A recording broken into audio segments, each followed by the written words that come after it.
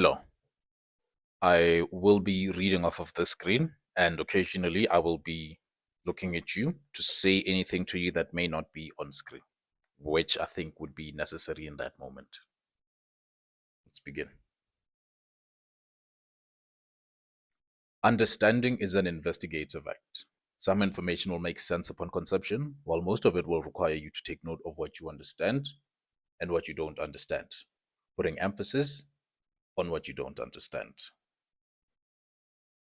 This article is about what I think is an easy and efficient way to read and understand books. This way is the way that I'm talking about is by treating reading as an investigative task.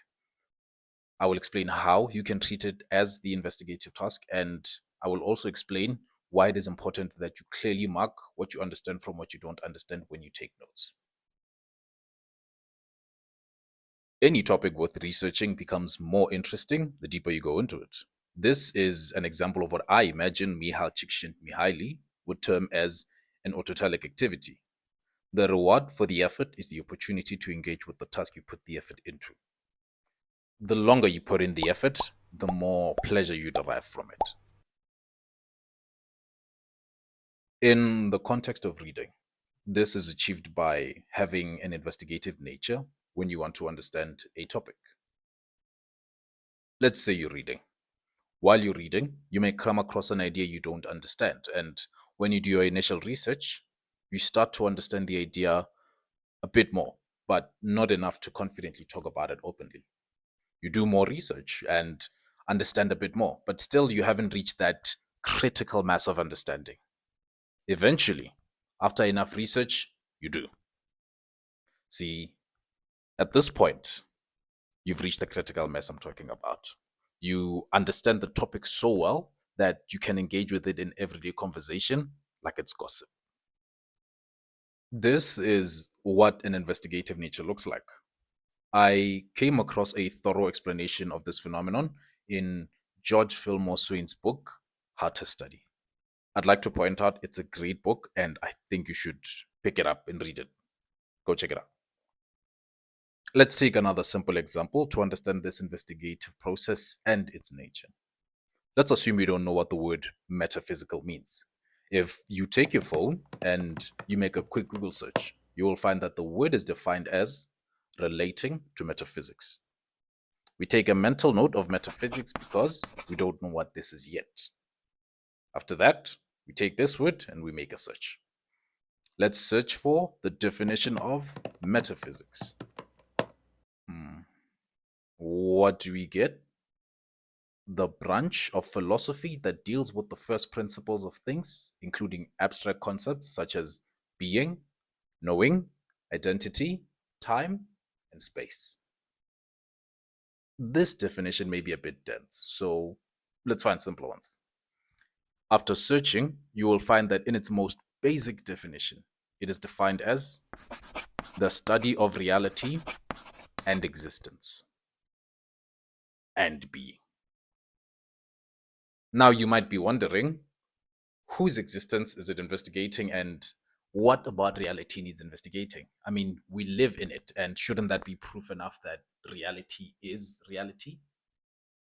What is being investigated and why? The more you probe your understanding, the more interesting that topic becomes, and the more you want to understand it. When you do this and you do it correctly, or with a topic that you're genuinely interested in, learning to understand will invariably be the goal. That said, this deep diving approach isn't always the right call. Following a thread of ideas to get a fuller understanding is valuable, but not always necessary. Sometimes you just need to know that something is, without looking further into it, then move on to the next page. This is especially true of subjects like mathematics and I'm going to say physics, but that's like very bold. Didn't do much physics. You'll find that to prove theorem A, you need theorem B, but theorem B isn't part of the syllabus. In this case, you only need to know how theorem B works and where to apply it. Investigating things like how the theorem was discovered, trying to come up with a proof of your own, and going over dense equations that require you to learn a different notation is not worth the effort if your goal is just to understand the topic in your syllabus.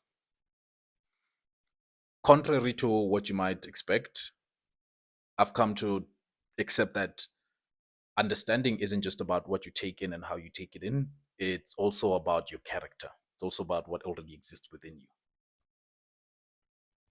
A hard-headed person will find it difficult to accept truths that go against his existing understanding, while a person with humility can have an easier time accepting that he doesn't know everything about a topic. Be honest with yourself when you're attempting to understand something.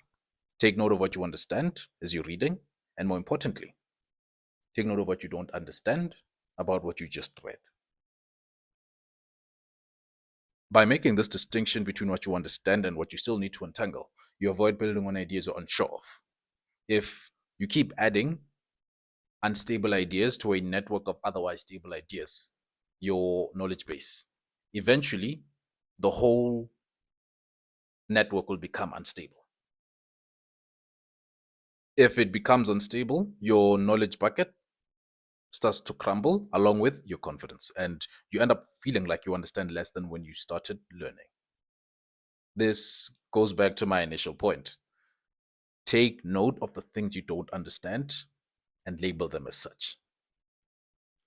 If you know how much you know and you know how much you don't know, you will have more confidence in what you know, and this confidence can motivate you to learn what you don't know by revisiting the note to complete your understanding.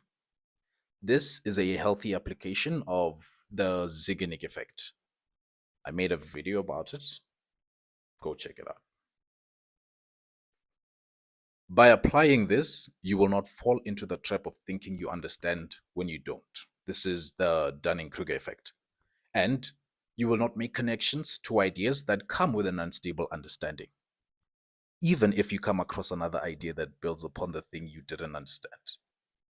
The fact that you made it apparent that you don't understand allows your brain to build on the thing you don't understand while still knowing that it needs to fill in that previous blank. The brain's framework for understanding is not a sequential one. It's a web-like framework. It can grow in any direction and you can weave it in any way that you like. This means that you don't need to understand all the previous ideas for the next one to make sense. A missing piece can exist and you will still understand as long as it is apparent to you that there's a gap and you intend to fill this gap.